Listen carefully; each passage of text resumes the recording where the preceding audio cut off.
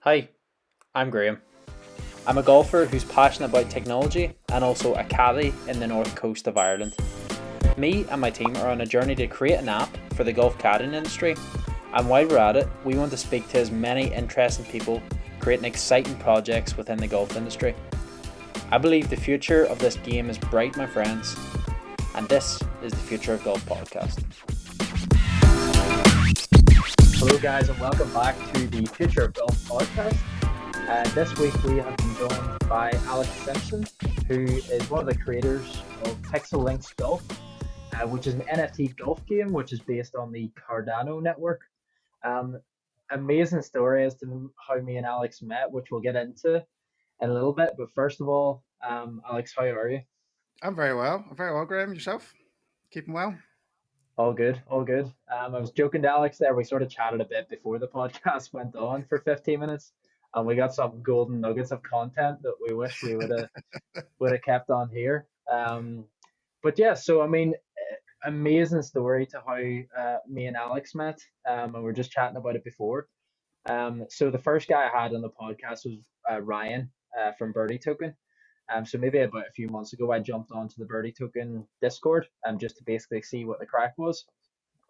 And I mentioned to Ryan that I'd founded a golf app and had gained a bit of traction in Ireland. Um, and then I believe he tagged Alex to say, here's another Irish member joined in. Absolutely. And turns out that Alex is a member of Ardglass, which is one of Uh, the clubs we hope to partner with this year. So crazy coincidence, Alex, isn't it? it's amazing. It's brilliant how kind of small the world is. You know how these things just happen, and you can just meet up with people, um, and it's fantastic. And I mean, you weren't the only person um, on the Birdie Token, place where that is from Northern Ireland. There's another boy we were talking about just before who makes Mm-hmm. putters. Who's not far. It's pretty good, and it's good to see kind of all these ideas coming together, especially from a country like Ireland. Yeah, It's really good. it always seems to be the way in the golf scene. Like Ireland's such a small country, but our output, like in the golf Yeah, industry, and our general impact seems so big proportional to the size of it. Like, do you absolutely. think do you think that's following on from the effect that the likes of like a McElroy or a GMAC have had? And then, like, I think we've always had the quality of the courses. It's just Yeah. now they seem to be getting the real exposure. Have you noticed that down in our glass the last few years with like the tourism coming through? Oh, absolutely. I mean, I think I've been a member of Ardglass. I think nearly coming on 10 years, and definitely in the 10 years that I've been a member there, seen more visitors coming in the summer, especially American visitors coming in, and then watching the coverage on TV and seeing somebody like Rich Beam just pop up and say, you know what, Yeah. guys, if you're ever in Ireland, go play Art Glass. And I think that's definitely come through when you hear the stories of how these like you say, all the golfers come in, Rory and McGinley, even going back to McGinley and Darren Clark, Yeah. um, Lowry and all that. I think they've all played all, not just all the big courses in Ireland, but all the small courses as well, and there's just showed a lot of love, and it just kind of filters down, and Hmm. you know people come over and they're playing a course like Art Glass, and they're speaking to the members, and the members are then saying, go play Lisburn, or Hmm. go play these other smaller courses that aren't the big ones, and they'll maybe put that on their itinerary for next time. And it's just good. It's good for everybody. It's good for the country. It's good for golf, really. um, Hmm. because all that's going to happen is you're going to have all these golf clubs. They're going to have more income, and they're going to be able to feed that back into the youth members. Really, they're going to be able to give more time to give training and coaching to the younger boys, who are going to step up and step Yeah. up and step up. And I think there's a good example with our glass with Cormac Sharvin. Mm. um, I think a really good example with him, where I think he must have been 15. I think when he picked up golf, I think one of the boys was saying, Yeah. and he's now playing on the European tour. That's an excellent success story for how feeding in that coaching that comes in from getting Hmm. income from just courses being mentioned by people. Yeah. it's a massive positive circle. So you have Yeah, more income, more yeah, investment to the youth, yeah, more talent coming through, and then that breeds more attention, more success. So I think Ireland and specifically has just hit the sweet spot in that in the yeah, last few years, but yeah. it doesn't happen without the efforts No, of the likes of Paul. If you're not from Ireland, do yourself a favor and follow Paul on Twitter yeah, because like some of the posts he puts up about Ardglass and some of the imagery is unbelievable. And he's very insightful about the game of golf in Ireland as well. yeah, So Paul Vaughan would be a great follow. yeah. So He's an excellent person as well.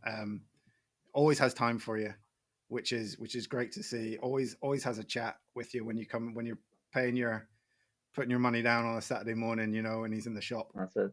always chatting away, and yeah, loves the game. Um, That's it. Yeah. if you follow him on Instagram, he put up a video the other day. I think they were playing Bay Hill over in Florida this week, and he's just giving grief to one of the junior pros from Ardglass who's over with him, and it's just good to see, you know. And that's kind of what you want, that friendliness. It's just great. That's it.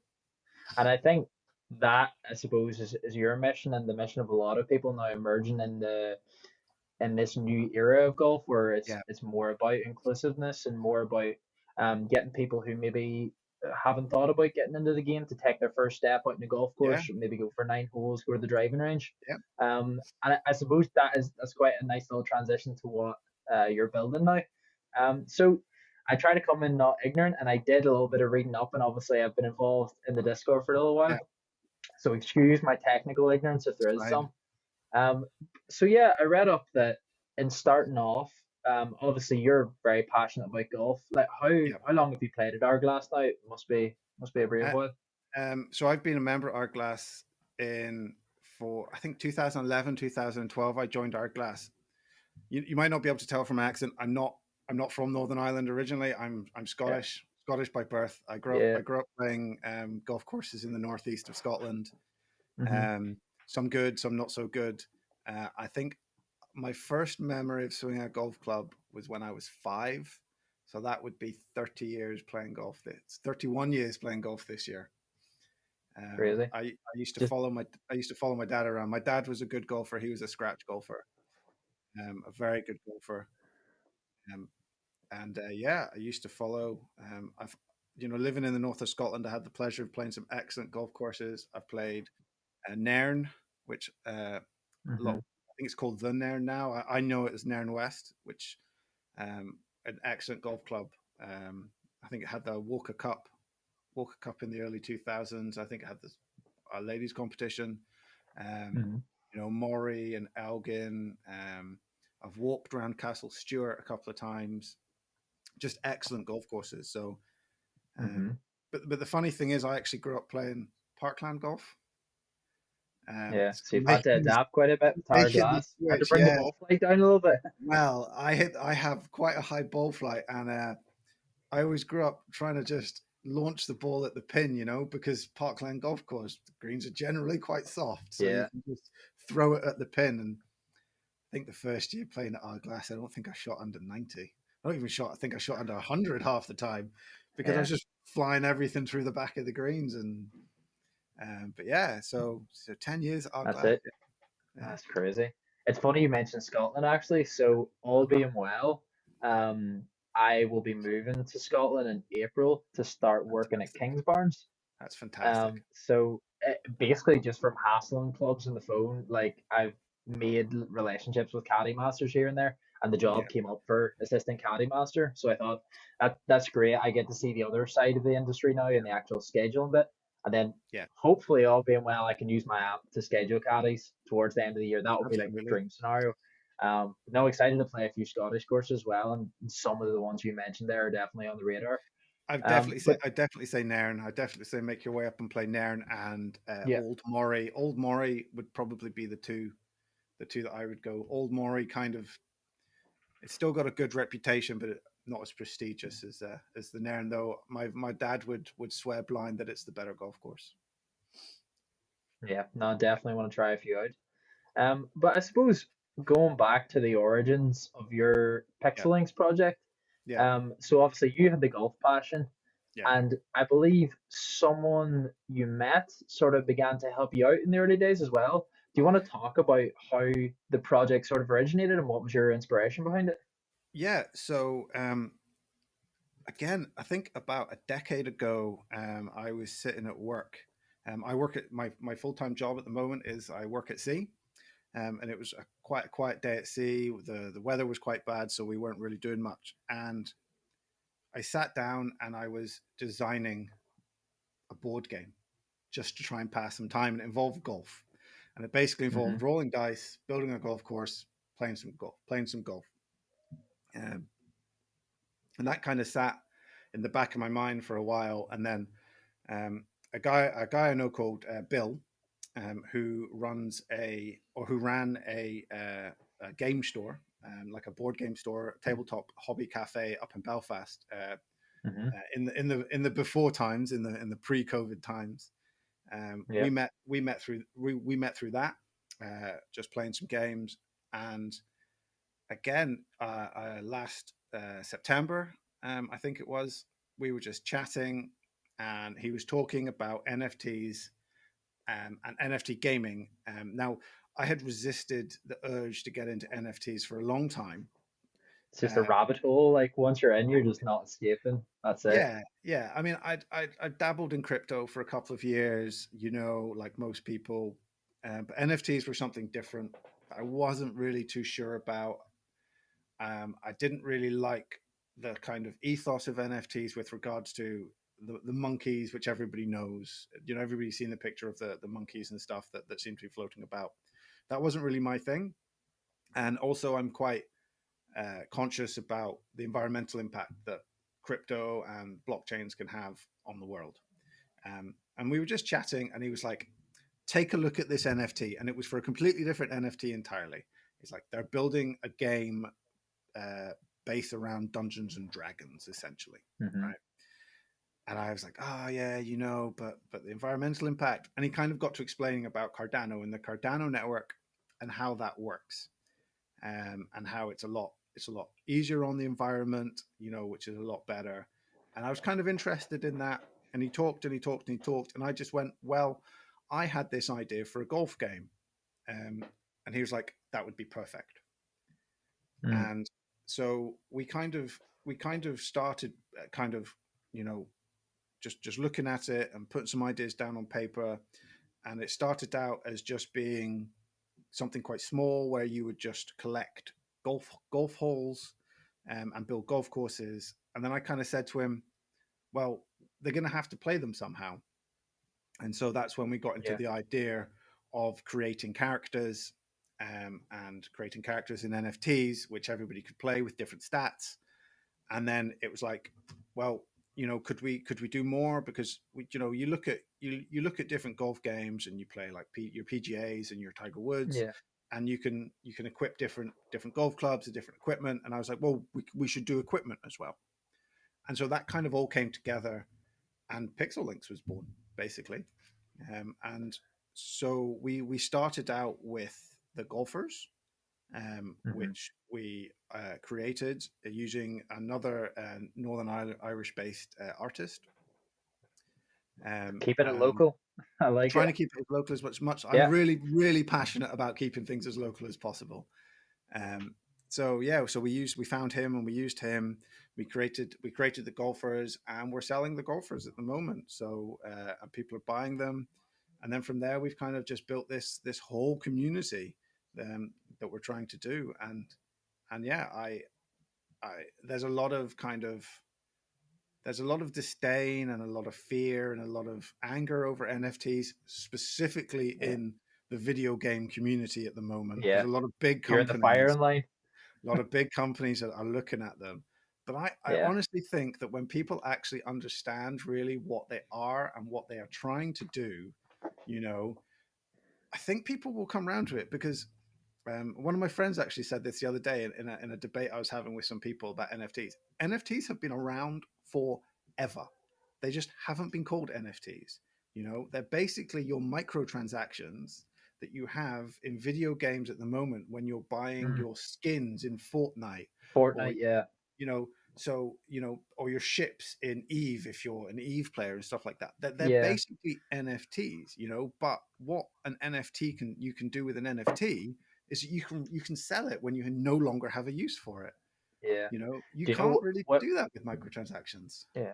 What really hit me was I remember when my brother was maybe 8 or 9, Yeah. and like whenever you're in the iPad and like you're signed into your Apple ID or whatever, and you can Yeah. basically automatically make purchases. So Yeah. he had this game where he was adding skins to his character, whatever. Just thought it was free, so he was clicking away, and my parents get a bill for like £1,200, and they're like, "What the flip is this? Yeah. Like, what have we done?" And Jason's like, "Oh, I was adding characters to my game. Did you not know?" And my mom rang Apple support. Yeah. It was a whole big process. We Yeah. got our money back eventually. But you're right, like this concept of adding things to a game character has been Yeah. around for a while. It just hasn't been labeled as this non-fungible token, which Yeah. people are now going, "Oh, what's this one new concept?" But Yeah. yeah, and you mentioned there like people are maybe more familiar with golf games like the PGA Tour Yeah. game. Maybe I used to play the World Golf Tour as well W on the probably laptop. I've played that on my phone. I played on my iPhone. Yeah. Yeah. Yeah, yeah. It's that I So that think that's the one that the European Tour actually use for their E Tour. I think it is. I think it's WGT Golf or something. I think that's actually their E Tour that they always you see publicizing on their Twitter account, which that's surprises been me.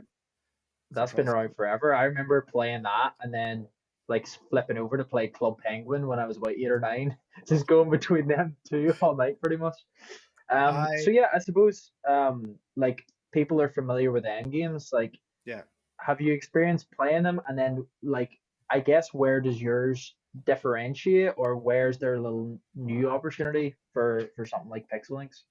Well, what you can do with an NFT that you can't do with a skin in Fortnite is you can resell your NFT. And for me, that's one of the biggest things. You know, if I spend say I don't play Fortnite, so say £5. I say I spend £5, $10 on a skin for my character in Fortnite, and that skin is no longer the in skin, and Yeah, I want a different skin. I have to spend another £5. Whereas mm, in with an NFT, I buy my bit of equipment, but I no longer want to use that bit of equipment. I want to use a different bit of equipment. I have the option to sell my bit of equipment, yeah, on the open market for whatever the market deems as a fair price. So, it's similar to I don't know if any of your listeners will be a collectible card game, uh, like Pokemon trading card game. It's similar to that. You buy your pack of Pokemon trading cards. You open your pack. If there's ones you don't like, you trade them or you yeah, sell them. And for me, that's what an NFT is, and that's yeah. what's good about it because you're owning part of the game. Mm. And yeah, it sort of brings me back to like tradable cards as well. So Yeah, again, when I was younger, I was massive into football cards, and I think everyone yeah. was at our age. Uh, Panini sticker books. yeah, Yeah, massive about it. So are you almost seeing NFTs in your collection? It's new, just like a digital representation of this where people can swap and buy and yeah, trade. And yeah, I suppose like I'm conscious of our listeners as well. Uh, like just like us, like I think we're all still learning about this space, and there's so yeah. much more we can learn. Um, like you mentioned the Cardano network, which is Cardano. one of Yeah, many networks. yeah, And you mentioned around environmental impact. So was that the big yeah. reason why you ended up going for that, or was there any other sort of selling points to Cardano? Yeah, for me specifically was that the environmental impact on Cardano is a lot less than other blockchains. So there was a story last year that hit all the newspapers, and I saw on all the websites that somebody had done some analysis on. I think it was Ethereum, the Ethereum blockchain. It could have been the Bitcoin blockchain. It was one of those two anyway. And they basically worked out that the equivalent amount of energy consumed for 1 year of operations on the blockchain equated to something similar to the entire energy output of Argentina, right?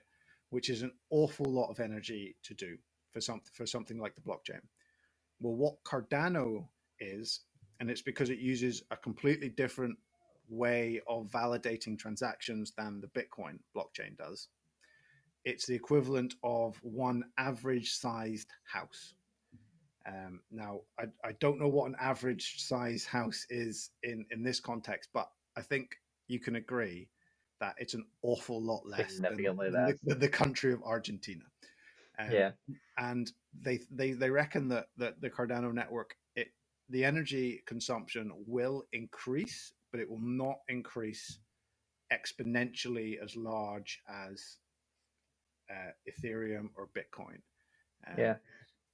And just for our listeners going like where is this energy input coming from? Like what actually creates that energy wastage in something like the Bitcoin network?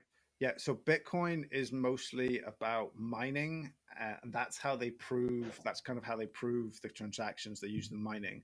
So if there's anybody who plays computer games on their PC, especially out there, they'll have noticed that the price of graphics cards are astronomical. They are, ridiculous prices, and that's because you have a lot of people buying graphics cards in order to set up farms to mine Bitcoin, and that's where the energy Yeah. consumption comes from.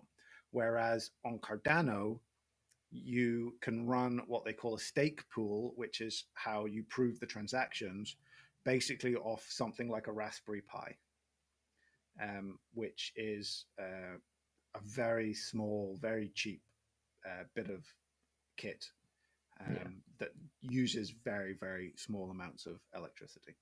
Um, Yeah.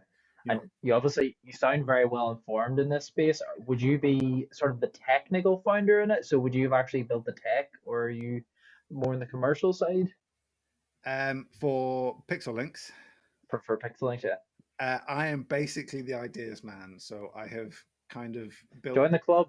yeah, I have built the design. I've built the design of the game. I would call myself a hobby coder for sure. I'm not a professional coder. I'm a hobby coder.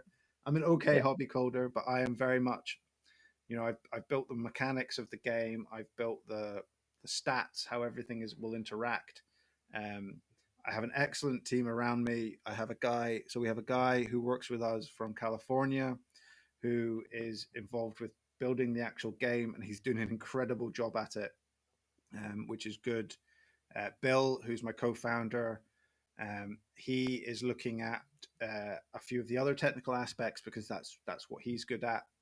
And then we have somebody else as well who has kind of done a lot of our software engineering, stuff that you don't really see, back end stuff like our website design and how our website's going to integrate with the blockchain. So things like that. Not really a front facing role, but still exceptionally important. Hmm. So that's kind of It's what I funny am.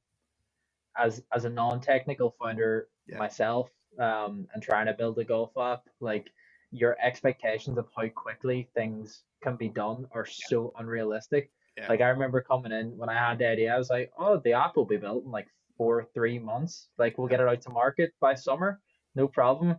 And like my engineers just looked at me like, Yeah. "You are crazy. It will Yeah. not be done." Yeah. So it's a real humbling experience when you're trying to build Yeah. something like Yeah.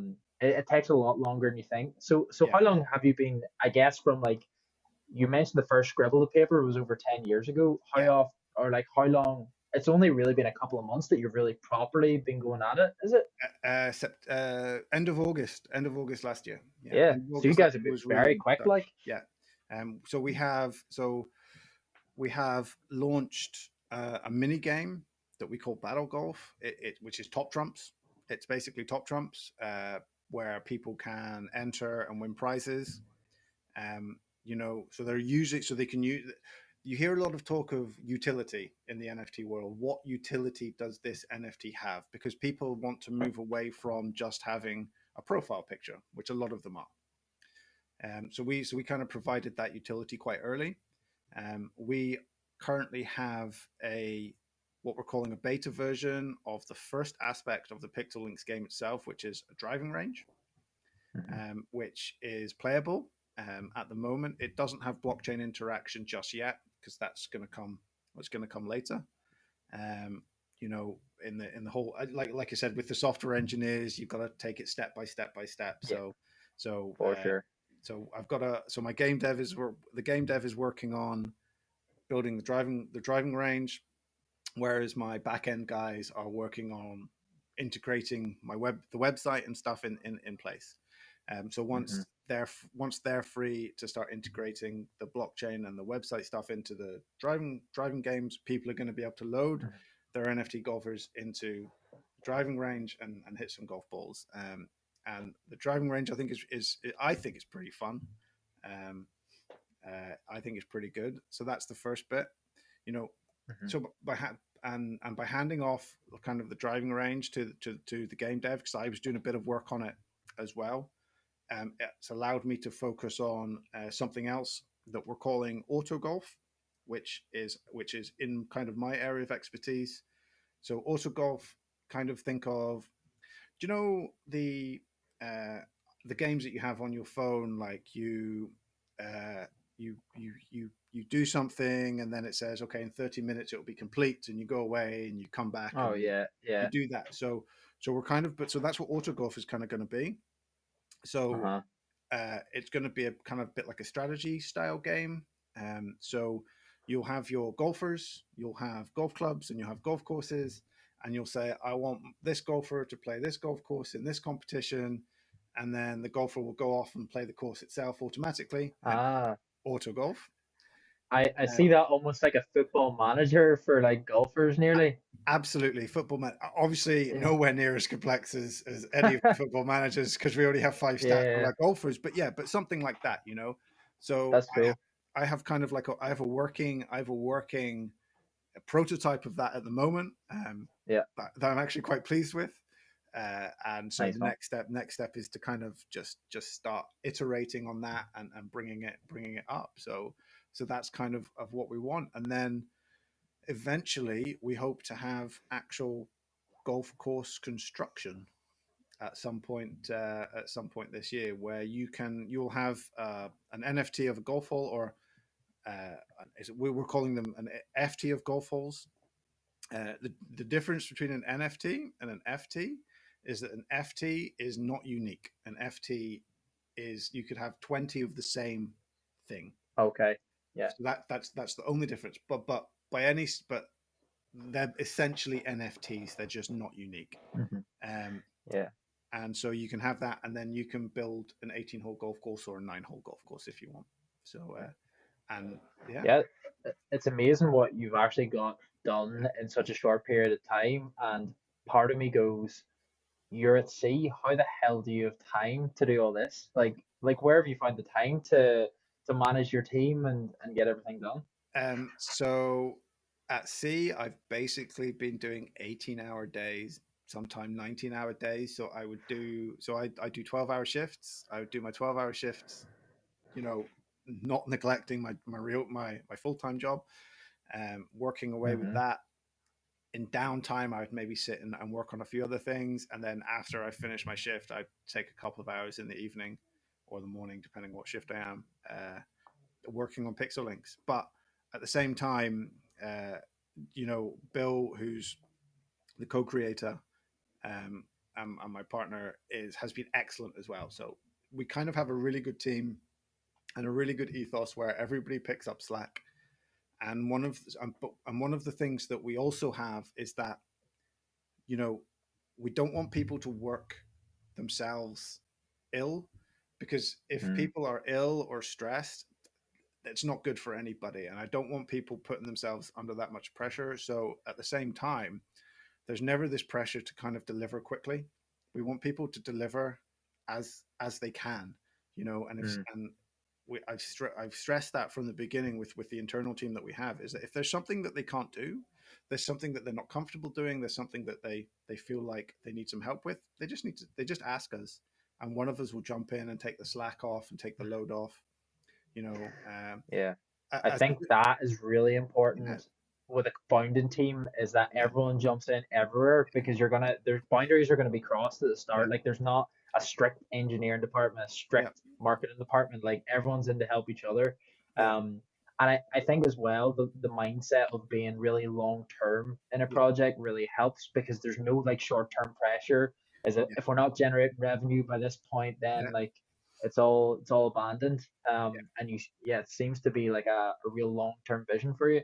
I Absolutely. You know, we all of us. This is all of us have full time jobs, and they should absolutely be the focus, the main focus for all of them, because they're the ones who are paying them. So any extra time that they can give us for Pixel Links, and that goes for myself, it goes for Bill, it goes for all the rest of the team, is valuable to us. And you know, I'm really quite strict on that. That if people are feeling that they can't cope with something, they just need to say. I don't know if you're aware of. Just a segue. I don't know if you're aware of a group called Golf Talks. You ever heard of Golf Talks? haven't heard of them So yet. No. I think it's run by a guy who runs a Twitter account called The Club, and he set up this mental health idea called Golf Talks. Um, Basically, talking about how uh, talking about how golf is really important for mental health, especially. I don't know if you just saw that. That was my wife bringing Yeah. me a beer. Another one to step on. I just got flashbacks. Have you ever seen like the BBC News whenever like a child comes in behind the dude presenting and Yeah, the nanny comes in, grabs the kid? I was yeah. like, I'm living this in real life now. This is too No, good. so yeah, great time to come here. Yeah, so mental health is really important to me, especially mental health through golf as well.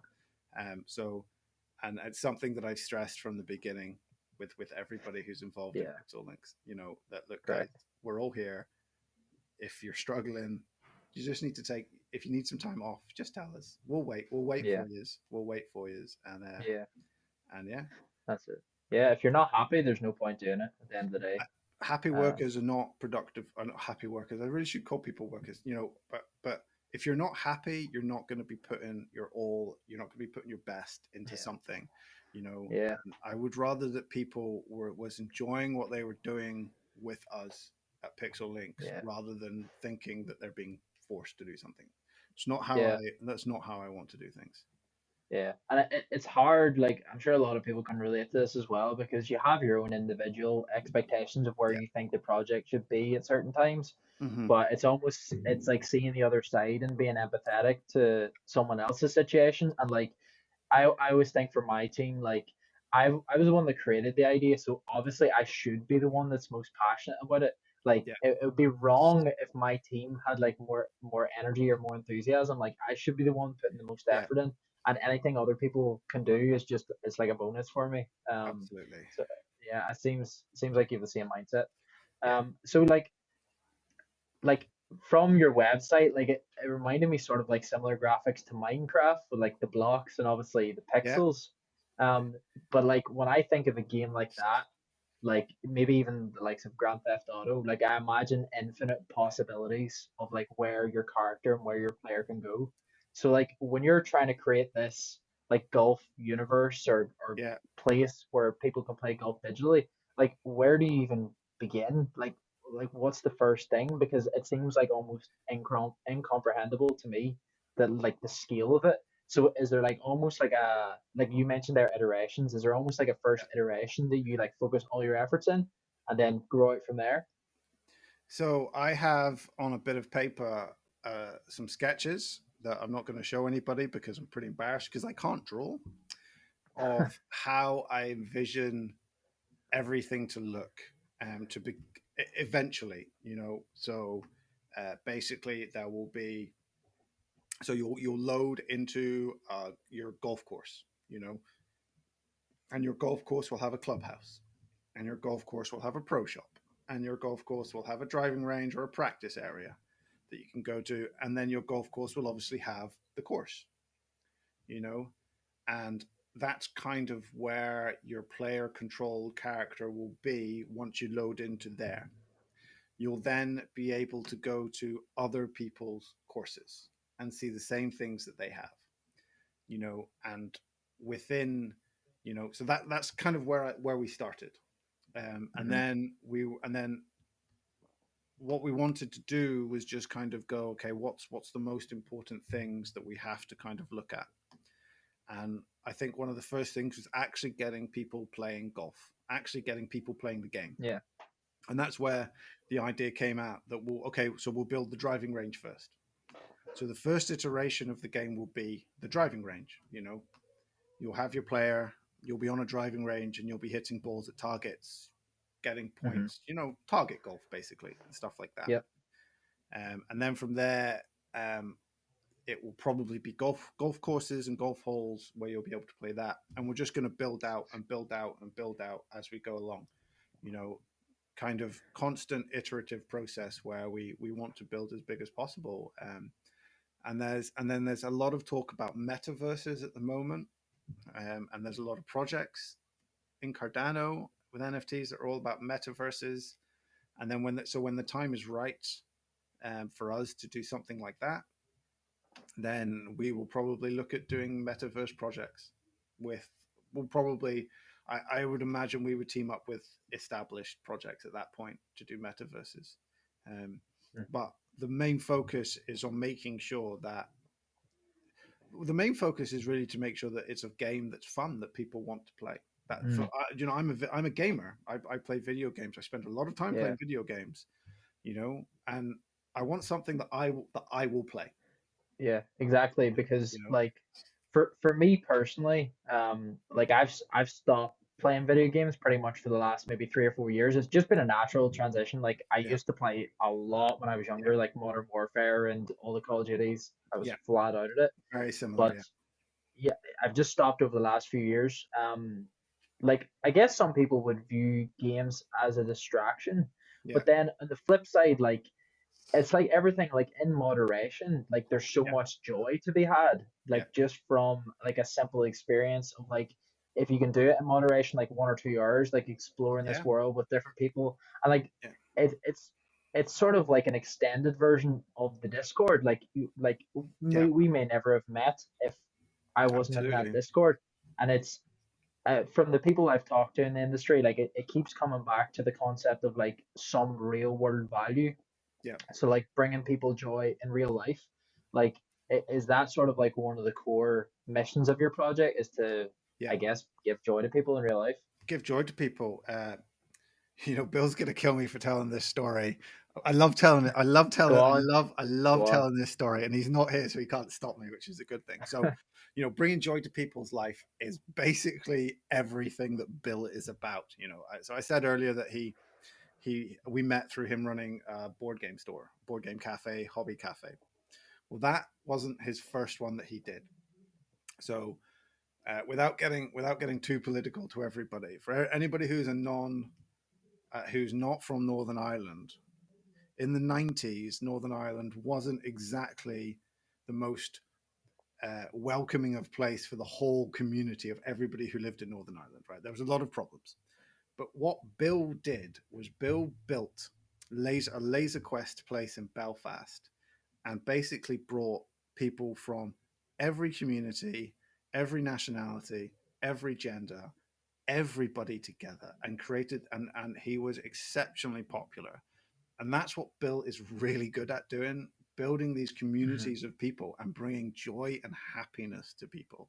And he says he says that he doesn't know that he's good at it, but that's just what he does, you Hmm. know. And I think that's really the really important thing. If you're not having fun, um, you're not going to do something. And it kind of brings it back to the video games. I used to play a lot of Call of Duty. I used to play a lot of Battlefield. I used to play a lot of shooters, team shooters. But over the years, my tastes changed, and I didn't want to play those games anymore. I didn't find them fun. I didn't enjoy the interaction with playing with people online. I didn't enjoy stuff like that. So I found other games to play, the other games that I find fun. And that's kind of what I want to do with Pixel Links. I want to have something that people can come together as a community, and can have fun with and can play. I don't want something that's exploitive. I don't want to exploit anybody. I'm quite aware that there are similar games. Sorry, there are games that will probably have similar mechanics to what Pixel Links have that are quite exploitative of people, with their microtransactions and pushing people to play and play more and play Yeah. more. You know, I don't want to do that. I want something Yeah. that's fun. It's like some games, unless you buy a certain thing or reach a certain Yeah, level, then you're almost locked out of the yeah, fun, and like that's a real annoyance, I think, yeah, yeah. when people are playing games. So that's maybe something to Absolutely. avoid, I guess. Yeah, that's definitely what I want to do. You know, and at the same time, I kind of also want to have a game. I call them toilet games. A game that you're sitting on your phone. And Yeah. Yeah. I've got 10 minutes to do something. Right, I'll quickly do this. You know, something like that as well. I'd like to kind of cater to those people, but Yeah. I it think has to be. a real yeah, I think a real draw for me is, I think, meeting diverse people on it. Yeah, I think that's what would really draw me to it, is like the potential to meet someone from the other side of the world who shares the same passion for golf, yeah, and maybe take that and go do what we're doing and having a call. And absolutely. Yeah, I think it's beautiful to be able to do that. It's yeah, class. And doing it through a game and having a bit of fun doing it. Sure, you yeah. can't beat it. I don't think you can beat it, to be honest. And it brings people together. And I think it, you know, I think the other thing as well, that what crypto and NFTs are doing, you know, Birdie Token and myself have very similar ethos in this, is that it's growing the game at the same time, and it's growing it in areas that might not necessarily see that growth in the first place, you know. And it's kind of, you know, I'm not going to say that Pixel Links will be at the forefront of this, but it's helping to kind of bring golf into the 21st century with new technology and new ideas, similar to what you're doing with Handycaddy. You know, it's basically saying, look, we've got all this technology at our grasps, and kids are all using technology. You know, golf is, oh, Ryan will tell you because he's told me so many times. But the growth stats for golf and the amount of money that is running through golf at the moment is mind-bogglingly massive. You know, Yeah. and there's this untapped market out there of tech-savvy youths who are there to just jump in, and I think they kind of want to. And Mm, I think there are a few things that are holding them back. I definitely think a lot of snobbery, you know, snobbishness around especially older golf clubs, is one thing. And mm-hmm. you know, if we just need to kind of just take that step and just bring people in, you know, like Yeah. him or hate him, but what Bryson DeChambeau is doing for golf at the moment Yeah. is, I don't personally like him, you know, but the way he's playing golf and what he has, and the people who he is getting, who is now looking at golf because of him, is a lot Yeah. bigger Yeah. than what it was before. It's similar. Yeah. It's kind of similar to what Tiger did, you know. Yeah. You I know, I think so, and I think like the biggest difference now is like Bryson DeChambeau is also a YouTuber. yeah, Like he puts up little daily yeah, vlogs of what he's doing, and then yeah, that brings in a whole. yeah, And I've seen that across a lot of sports. Like I would follow like a bit of UFC and yeah, fighting as well, and like it's debatable whether it's for money or not. But anyway, like the yeah, fighters are essentially vlogging themselves yeah. and like giving little insights. And even the Netflix documentary about the F1 drivers, like there seems to be more of like this behind the scenes, like everybody's normal We're getting sort of one. thing. We're getting one for golf, right? On the PGA next year, I think. I've heard that. I've heard that. Yes, Speed's going to be involved or something That too. is going to be incredible, because Yeah, if we get another beef like Deschambeau and uh, Kepka. Kepka, oh, it's going to be Yeah. great, Oh, you it's know, so good. you know. Yeah, But yeah, I can imagine. and it's bringing people into golf. You just need to let's just now take the next step and just get a little bit of the snobbishness out of it. You know, I said before we recorded, let the pros wear shorts. I think that's one of the biggest things for me. Um, Yeah.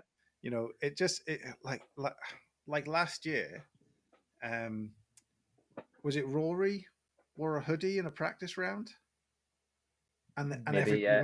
everybody went crazy. He's wearing a hoodie. So what? did he looked quite neat. He looked quite smart. I personally have a golfing hoodie that I wear. You know, it's quite comfortable to play I in. think Ardglass were I saw on their, was it Twitter, Instagram, they were Yeah, selling them or yeah, something. I saw like a picture outside the yeah, pro shop. I thought that was cool. absolutely. My hoodie is Yeah, from a Northern Irish company, Rock Solid Golf. We'll give them a plug here, shall we? It's yeah. on my hat in case you Go can't on. see it. You know, that's where my hoodie's from. It's great. It's really comfortable. Why not? It's not Why offensive. not? It's not offensive. And if it rains, I just put my hood up. Yeah. Let the pros wear shorts. I Let think the that's pros going to wear be my shorts. new Twitter bio. Yeah, let the pros wear shorts. Come on. I mean, well, we don't get many of them. We don't get many of them in Northern Ireland, but those days when it's 26, 27 degrees, right? Yeah. And you are sweating. And we're allowed to wear shorts on the course. And the pros are can be playing in 30, 35 if they're playing in the Middle East. Let them Yeah. wear shorts. Yeah. Come on, let them Exactly. wear shorts. You know, Absolutely. they're not gonna be showing up in the old 80s footballer, you know, tighty whitey shorts, you know. Yeah. They're gonna be long. So I yeah. don't think the brands would let them out with that sort of shorts. I think it would have to be something sensible. You don't think Nike would let them know? I would doubt it. Alex, that was amazing to chat and learn more Yeah, about the project. no If people problem. want to get involved, where would they go online to check you out? Yeah, so we have a Twitter account which is Pixel Links Golf. Um, so you can follow us there. I have a personal Twitter account which is Alex Pixel Links. Through the Twitter account, you can find our website, which is pixellinks.golf. And then from there, you can find our Discord, which is where we all hang out and chat and play. We play games. We play golf games. Funnily enough, we play golf games. Who would have thought? We play golf games, so you can usually find one of us playing on there. We usually stream it in the Discord, talking nonsense to each other and betting with each other and stuff like this. So yeah, it's all good fun. Brilliant. And all the links will be down below in the description as well if you want to check any of Alex's stuff out. Yeah, Alex, that was a pleasure, and we'll have to do a round two at some point soon, and I'll have to get down absolutely. for a game at Ardglass as well at some Absolutely. point. Let me know. Come down and I'll kick your ass around Ardglass. It's on. Let's go. Alex, brilliant. Take care. Thank you very much. Thanks for watching the episode of this podcast. If you've made it this far, you can continue the fun on Discord, our Twitter, and also subscribe to this YouTube channel.